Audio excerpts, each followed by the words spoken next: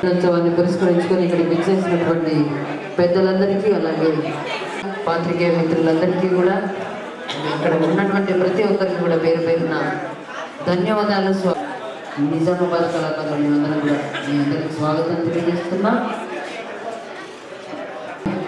జిల్లా సమాచార శాఖ ఆధ్వర్యంలో మరి ఇక్కడికి రావడం జరిగింది.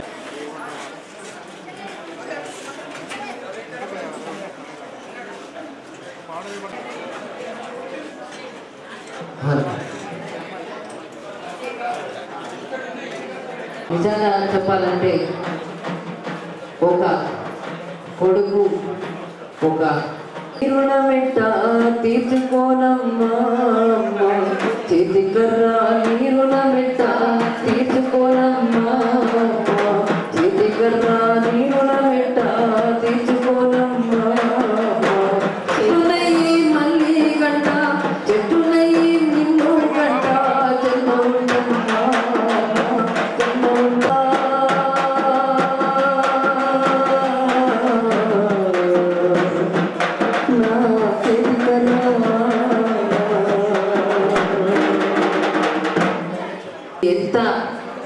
ఎంత ఎంత పాత్ర పోషిస్తుందంటే ఒక వయసులో మనకు కోటి మొక్కులు మొక్కుకొని కంటినమ్మ కొడుకు బిడ్డల కోటి మొక్కులు మొక్కుకొని కంటినమ్మ కొడుకు బిడ్డల కోటి ఆశలు పెట్టుకొని పెంచి పెట్ట చేస్తీనమ్మ మరి కోటి ఆశలు పెట్టుకొని పెంచి పెట్ట చేస్తీనమ్మ రెక్కలొచ్చిన పక్షుల తీరు ఎగిరియాలు వెళ్ళిపోతే రెక్కలొచ్చిన పక్షుల తీరు ఎగిరియాలు వెళ్ళిపోతే చెత్త చేసి తేజాదీసి అమ్మ ఓలే అనుకున్నా చేతికర్రా చేతికర్రా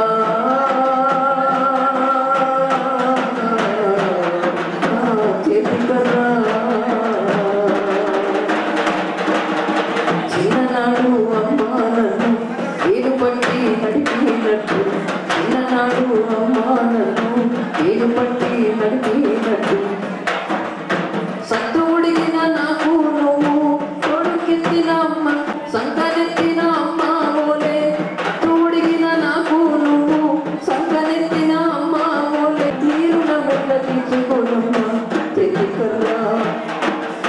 చేతికర్ర నీరు నమిట మరి ఇలాంటి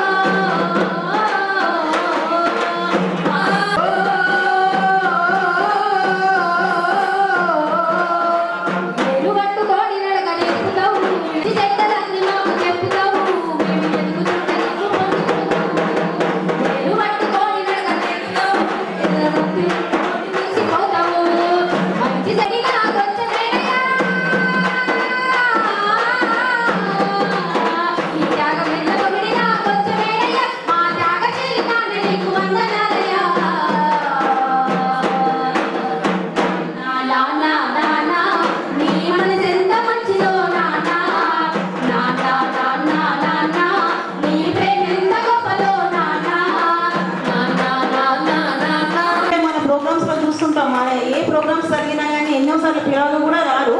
వారు ఒక్కసారిగా వచ్చేసి వారు హిందీలో ఎంతో చక్కగా పాట పాడారు. ఎంతో హృదయంగా ఉంది ఆ పాట.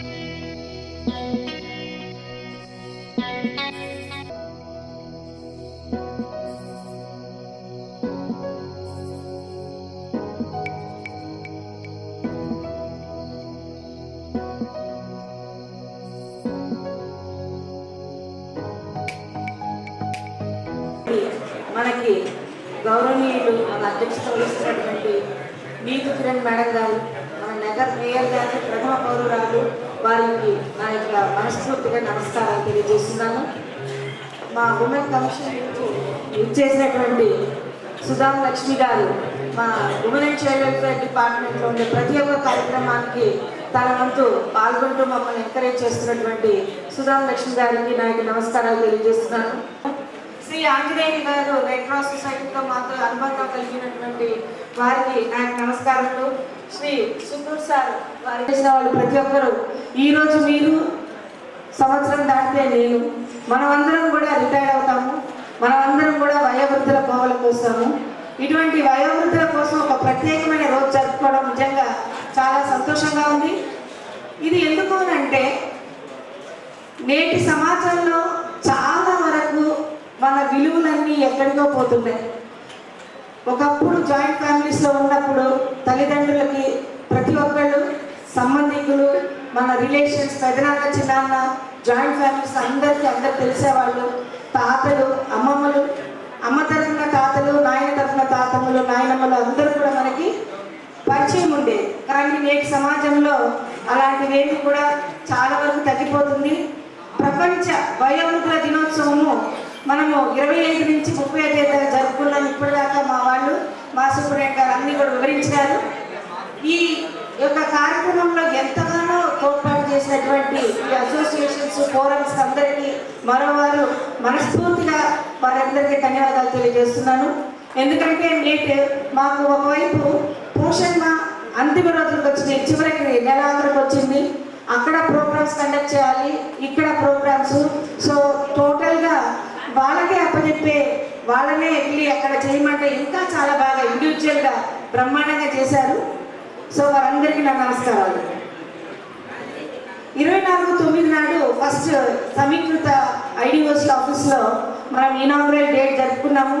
ఆ ఇనాగ్రల్ డేకి అన్ని అసోసియేషన్స్, ఫోరంలు, ఫౌండేషన్స్, ట్రస్ట్, క్లబ్లు అందరూ వచ్చారు. ఆ రోజు మనం డిస్కస్ చేసుకున్నాం దీని గురించి. అలాగే ఈ వయోవృద్ధుల ఆరోగ్యము మరియు యొక్క హక్కుల పరిరక్షణకి, ఆరోగ్యము ఒకటి వారి ఆరోగ్యాన్ని పరిరక్షించాలి, రెండవది వారి హక్కులను పరిరక్షించాలి. దీనికోసము మనము మన ప్రభుత్వము ఎన్నో యాక్ట్స్ తీసుకొచ్చాయి. మనకి 2000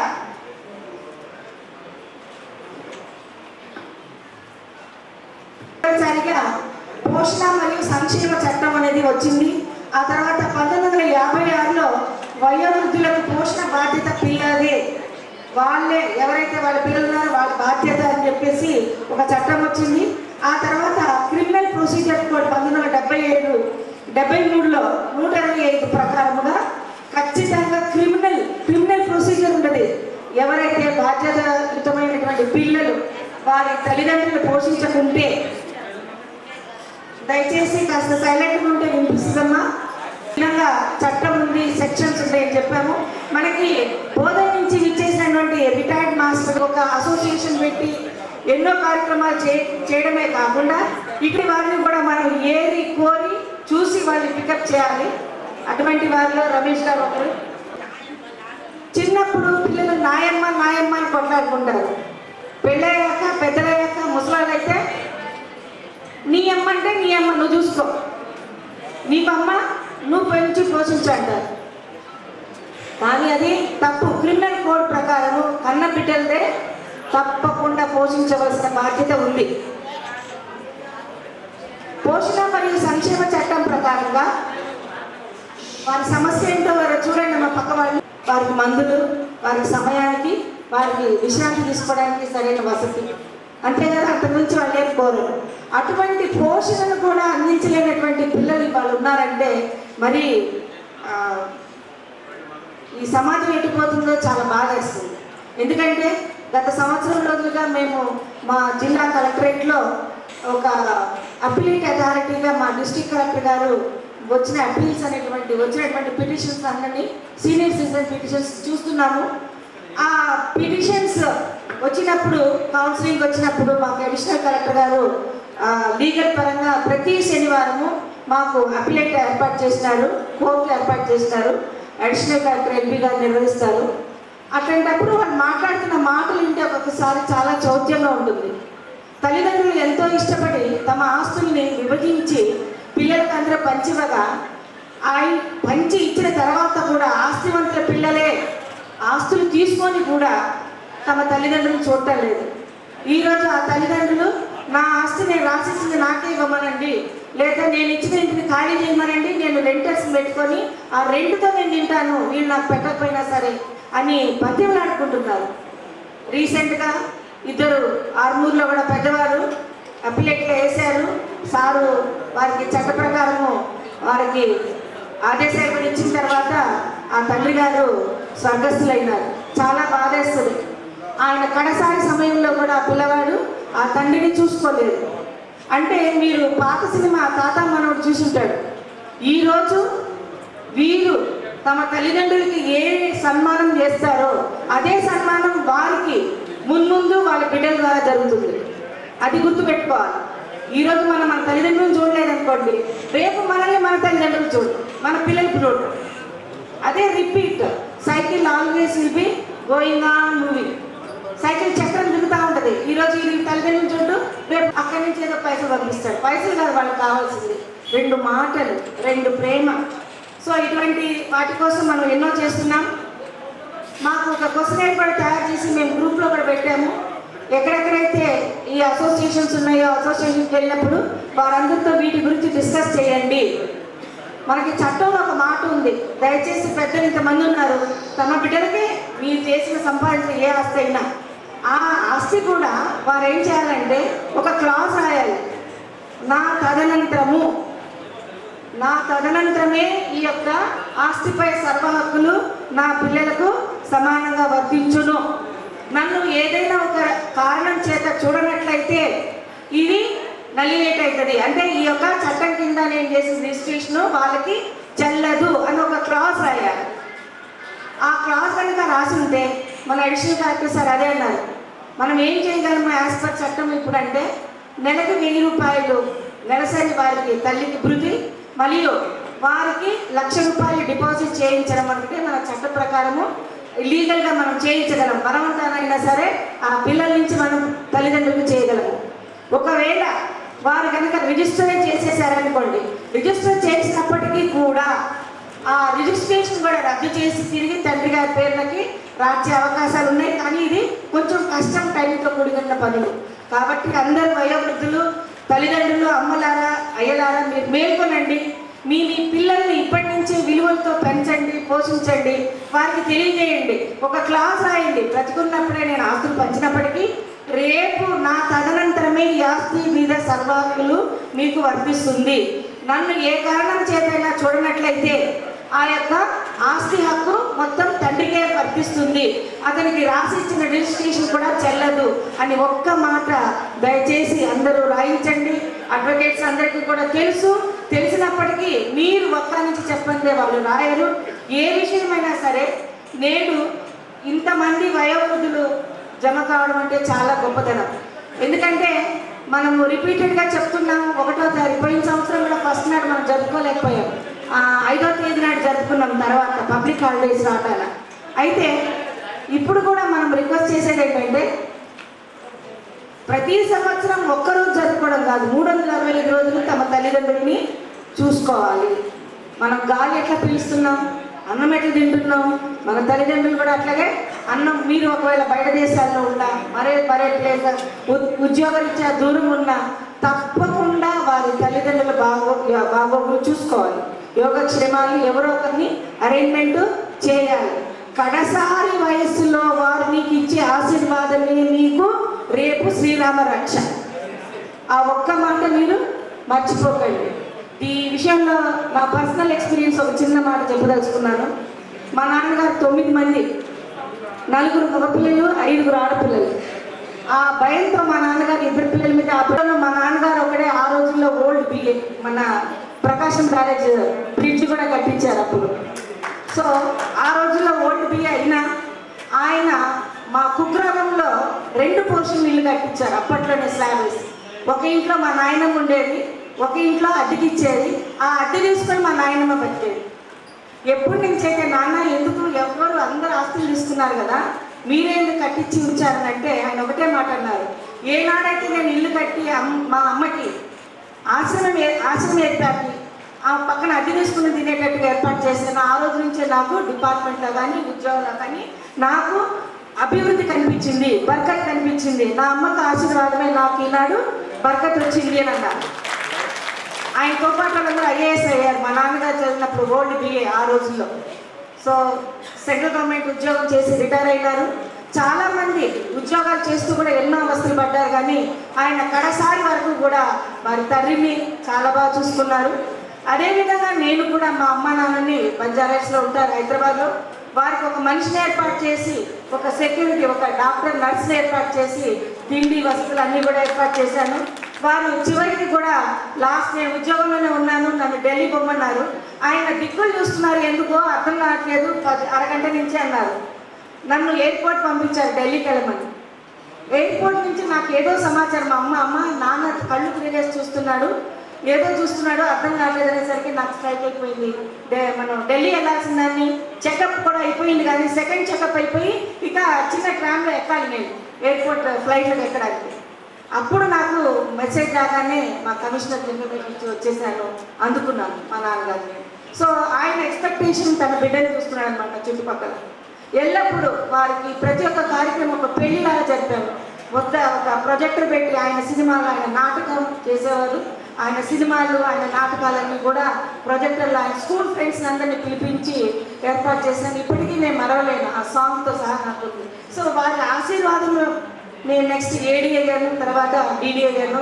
నిజామాబాద్కి వచ్చినప్పటికీ కూడా నాకు పెద్దవాళ్ళని చూస్తే అదే పెద్ద గౌరవంగా అనిపిస్తుంది. ఎవరైతే తన తల్లిదండ్రులను చూసుకుంటారో, ఎవరైతే పెద్దల్ని కడసారి స్థాయిలో వారికి నీరు పోస్తారో, వారికి అన్ని అవసరమైన వారి మొహంలో నవ్వు చూస్తారో, తప్పకుండా ఈ సేవ చేసేవారు కూడా జీవితంలో నవ్వులు చూస్తారని నా యొక్క ప్రగాఢమైన నా యొక్క ఉద్దేశము. సో ఈ చిట్కాని ఎవరు మర్చిపోకండి. ప్రతి ఒక్కరు మీ తల్లిదండ్రులను చూడండి, మీ బిడ్డలు మిమ్మల్ని చూస్తారు. మనకి న్యూటన్స్ థర్డ్లా ఉంది, ఏదైతే మనము ఎంత ఫోర్స్గా కొడితే అంత ఫోర్స్గా మనకు దేవుడు ఇస్తాడు. మనం ఎంత ఫోర్స్గా, ఎంత న్యాయంగా, హానెస్ట్గా ప్రజా సేవ చేస్తామో అంత ఫోర్స్గా మనకి రెస్పాన్స్ వస్తుంది, భగవంతుని ఆశీర్వాదం వస్తుంది. ఏవైతే గింజ మనం ఇవాళ పెడతామో అదే పంట మీరు విలువలు మీ పిల్లలకు నేర్పిస్తారో అదే విలువలు మీ బిడ్డలు మీకు కల్పిస్తారు. సో ఈనాడు ఇంతమంది పెద్దల ముందు కూడా ఈ చెప్పుకునే అవకాశం కల్పించినందుకు కూడా, మీరందరూ నా మాట ఆదరించి మన్నించి వింటున్నందుకు కూడా మరోమారు ధన్యవాదాలు తెలియజేస్తున్నాను. ఇంకా కూడా మనకి చాలామంది భక్తులు ఉన్నారు. ఈ చట్టాలన్నీ కూడా ఎన్ని ఉన్నప్పటికీ మనము ఒక్కొక్కరు ఒక్కొక్క స్థాయిలో వాళ్ళు చాలా ప్రావీణ్యులు ఉన్నారు ఇక్కడ. కాబట్టి వారందరికీ కూడా సమయం కావాలి. కాబట్టి నేను ఇంతటితో నా ప్రసంగం ముగిస్తున్నాను. నాకు ఈ అవకాశం కల్పించి భగవంతుడు నాకు ఇంతమంది పెద్దల్ని ఆశీర్వదించగలిగే అవకాశం కల్పించినందుకు మరోమారు ధన్యవాదాలు తెలియజేసుకుంటూ సెలవు తీసుకుంటున్నాను. Thank you. మనతో ఈరోజు షేర్ చేసుకున్నారు. అంటే నాకేమనిపిస్తుంది అంటే మేడం హృదయంలో అదంతా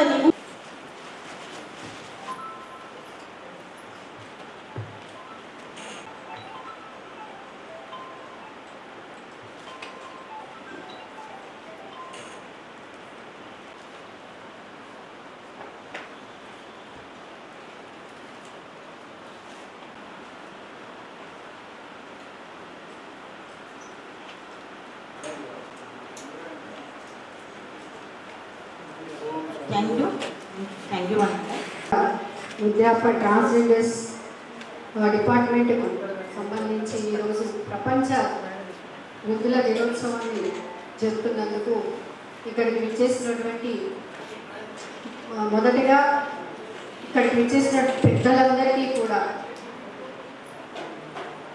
ప్రపంచ వృద్ధాప్య దినోత్సవం సందర్భంగా శుభాకాంక్షలు తెలియజేస్తున్నాను ముందుగా అందరికీను.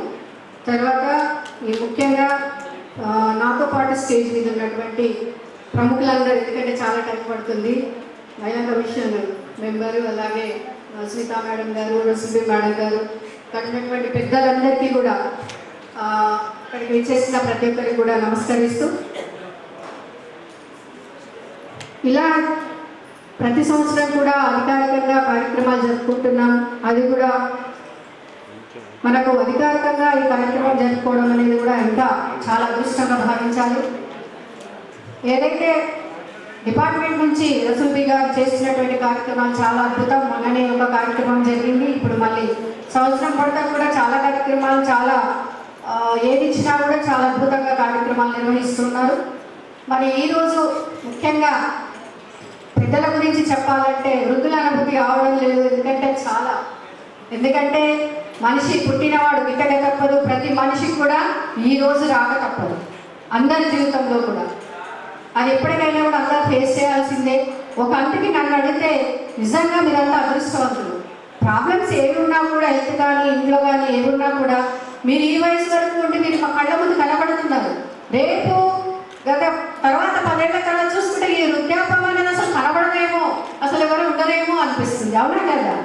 మీరంతా అందుకే అనిపిస్తుంది. ఇప్పుడున్న పెద్దవాళ్ళని వాళ్ళ ఒక అపురూపమైనటువంటి బహుమతిగా మనమందరూ చూసుకుంటేనే బాగుంటుంది. ఇప్పుడున్నటువంటి స్ట్రెస్ కానివ్వండి, లేదంటే ఇప్పుడున్నటువంటి భయంకరంగా వచ్చే వైరస్లు కానివ్వండి, పొల్యూషన్స్ కానివ్వండి, ఇవన్నీ చూస్తే ఏ మనిషి కూడా ఈ వయసు వచ్చేవరకు గత 10 ఏళ్ల తర్వాత చూసుకుంటే కనబడదు. ఇప్పటికే మేమే అనుకుంటున్నాం మీలాగా మేము లేమమ్మా, అమ్మమ్మ, అత్తయ్య, తర్వాత మా పిల్లలు మాకు ఎలా ఉంటారో ఏంటో ఇప్పటికే ఎన్నోసార్లు ఇళ్ళల్లో చెప్పుకోవడం జరుగుతూ ఉంది. అందుకే మీ అందరినీ చూస్తుంటే చాలా ఆనందంగా కూడా ఉంది. ఇప్పటికీ చెప్పినట్టుగా అందరి జీవితాలలో కూడా కష్టాలు ఉంటాయి, సంతోషాలు ఉంటాయి. అవన్నీ కూడా అధిగమిస్తూ మనం ముందుకెళ్ళడమే జీవితం. అది నేర్పించింది కూడా మీరే. మీరంతా సూర్యులైతే వాళ్ళంతా కూడా చంద్రులు. ఎందుకంటే జీవితంలో పుట్టిన ప్రతి బిడ్డ కూడా దారి చూపించడానికి ఆ సూర్యుడైతే ప్రపంచమంతా ఎలా వెలుగునిస్తున్నాడో, మనిషి జీవితంలో వెలుగు నింపేది, తన జీవితాన్నంతా ధారపోసేది తండ్రి అయితే మరి గోరుముద్దలు తినిపిస్తూ జీవితం అంటే ఏంటి అని నేర్పిస్తూ, మంచి చెడు సంస్కారం అంటే ఏంటి చెప్తూ, చంద్రుడిలాగా తల్లి వెన్నెలను కురిపిస్తూ ప్రేమతో పెంచేది అది అమ్మ. అలా తల్లిదండ్రుల ప్రేమను అందుకొని పిల్లలు పెరిగినప్పుడే, ఒక నైతిక విలువలతో పెరిగినప్పుడే సమాజానికి పనికొచ్చే ఒక యువకుడు తయారవుతాడు. లేకపోతే, ఎందుకంటే ఈ రోజుల్లో చూసుకుంటే అలాంటి చాలా తగ్గిపోయాయి. అది మనిషి అవసరం అనుకోండి, నెగ్లిజెన్స్ అనుకోండి, ఏదైనా సరే. కానీ మన మధ్యలో మాత్రం పిల్లలకి తల్లిదండ్రులకి చాలా గ్యాప్స్ రావడం వల్ల, టైం సరిపోక, లేదంటే డబ్బు సంపాదించడానికో, లేదంటే పిల్లలు ఒక వయసుకు వచ్చిన తర్వాత విదేశాలకు వెళ్ళిపోవడం, ఇదైతే చాలా పెద్ద రీజన్ ఈ రోజుల్లో మనం బాగా చూస్తూ ఉన్నాం. ఒక వయసు వచ్చిందంటే ముందు నుంచే 10th ఇంటర్ అవుతుందని కానీ వాళ్ళు బయటకు వెళ్ళే ప్లాన్స్ చేసేసుకుంటున్నారు. అలా కూడా తల్లిదండ్రులను కలవడం అనేది, వీళ్ళు అక్కడికి వెళ్ళడము రావడం అంతవరకే తప్పితే, మళ్ళీ కొన్ని సందర్భాలు అయితే మన సినిమాలో వర్క్లలో కూడా చూస్తూ ఉన్నాం. అసలు టైంకి వాళ్ళు అందుబాటు పరిస్థితుల్లో కూడా తల్లిదండ్రులను చూసుకోలేని పరిస్థితుల్లో కూడా చాలా సందర్భాలు మనకు కనబడుతూ ఉంది. మరి ఇవన్నీ ఒక కారణం అయితే ఇప్పుడున్నటువంటి టీవీ సీరియల్ కానివ్వండి, వచ్చే సినిమాలు కానివ్వండి, అందులో కూడా చాలా మటుకి మంచి దానికన్నా హిస్టారికల్ మంచి తీసేస్తే చాలా మటుకి నెగిటివిటీ చాలా ఎక్కువగా చూపిస్తూ ఉన్నారు. ముఖ్యంగా సీరియల్స్ అవన్నీ కూడా ఇప్పుడు ఇంట్లో ఉన్నటువంటి పిల్లల మీద కూడా చాలా ఎఫెక్ట్ పడుతూ ఉంది. తల్లిదండ్రులు కేవలం టైము కొద్దిగా కేటాయించుకోవాలి, లేదా వాళ్ళు స్ట్రెస్ ఏదో మర్చిపోవాలని చూస్తుంటే పక్కనున్న పిల్లలు మాత్రం వేరేగా చూస్తూ ఉంటారు. ఇవన్నీ కూడా పిల్లల మీద ఎఫెక్ట్ అవుతుంది. స్కూళ్ళల్లో కూడా ఏదైతే మోరల్ సైన్స్ అని నేర్పిస్తూ ఉన్నారో, ఆ మోరల్ సైన్స్ని కేవలం పుస్తకాల మట్టుకే కాకుండా తప్పకుండా తల్లిదండ్రులకి ఏ విధంగా మనము గౌరవించాలి. ఈ మధ్య స్కూల్స్లలో చాలా మటుకి చెప్తా ఉన్నారు బాగానే, తల్లిదండ్రులను పిలిపించి కూడా వాళ్ళకి పాద పూజలు చేయించడము, వాళ్ళకి పూలమాలలు వేయించి వాళ్ళ చుట్టూ ప్రదక్షిణలు చేయించడం లాంటి చాలా కార్యక్రమాలు స్కూళ్ళల్లో కూడా ఈ మధ్య చాలా బాగా చేస్తూ ఉన్నారు. కొంచెం కొంచెం మార్పులు వస్తూ ఉన్నాయి. ఇది ఎప్పటి నుంచి అంటే ఈ మధ్య ఇప్పుడు కరోనా వచ్చినప్పటి నుంచి అయితే ఈ కార్యక్రమాలు ఇంకా ఎక్కువగా మనకు కనబడుతూ ఉన్నాయి. ఎందుకంటే కరోనా వచ్చినప్పుడు చాలా మంది లాస్ అయినప్పటికీ కూడా అదొక గుణపాఠం మాత్రం నేర్పించిపోయింది. ఆరోగ్యము, మనిషి విలువ, ఇవన్నీ రెండు కూడా చాలా బాగా కరోనా అనేది మనకు బాగా తెలియజేసింది. ఎందుకంటే మనం మనిషి ఉన్నప్పుడు మనిషి విలువను గుర్తించాం. ఉన్నారా, వచ్చారా, వెళ్ళిపోయారు. కానీ మనిషి వెళ్ళిన తర్వాతే మనిషి విలువ ప్రతి ఒక్కరు కూడా గుర్తిస్తున్నారు. అది చాలా చాలా మనం చేసే తప్పు అనుకుంటాం. ఎందుకంటే బ్రతికున్నప్పుడు వాళ్ళకు ఒక ముద్ద పెట్టి వాళ్ళు ఏమీ కోరుకోరు. పెద్దలు కేవలం కోరుకునేది అమ్మ అన్నం తిన్నావా, అమ్మమ్మ బాగున్నావా, అమ్మ నీ ఆరోగ్యం ఎలా ఉంది, తాత నువ్వు ఎలా ఉన్నావు, ఈ 4 మాటలే. నువ్వు పల్లెల్లో తీసుకెళ్ళి ఒక ముద్ద పెట్టాలని కూడా వాళ్ళు ఏం చూడరు. బాగున్నావా అని అంటేనే వాళ్ళకి పడుతుందంత ఆనందం. ఆ సమయాలు కూడా లేవు. కొంతమంది ఇళ్లలో అయితే వాళ్ళేమో ఊర్లలో ఉండిపోతారు. వాళ్ళు ఉన్నటువంటి ఆస్తిపాతులు వ్యవసాయం చూడడానికో లేదంటే ఏదో మొత్తానికి అక్కడ ఉండిపోవాల్సి వస్తుంది. వీళ్ళు ఇక్కడ సిటీలో వీళ్ళ వర్కుల్లో వీళ్ళు బిజీ అయిపోయి వీళ్ళు వెళ్ళడానికే వీలు కాదు. అలాంటి సందర్భాలు కూడా చాలా ఉన్నాయి. అలా వీలు కాక కూడా సంవత్సరాలు తల్లిదండ్రులను తాతలను చూసుకొని సందర్భాలు కూడా ఎన్నోసార్లు ప్రజలలో వస్తూ ఉన్నాయి. ఏదేమన్నా మనసుంటే మార్గం ఉంటుంది. అదొక్కటి మనం గుర్తుపెట్టుకుంటే ఎక్కడున్నా సరే వెళ్ళి చూసి రావాలి.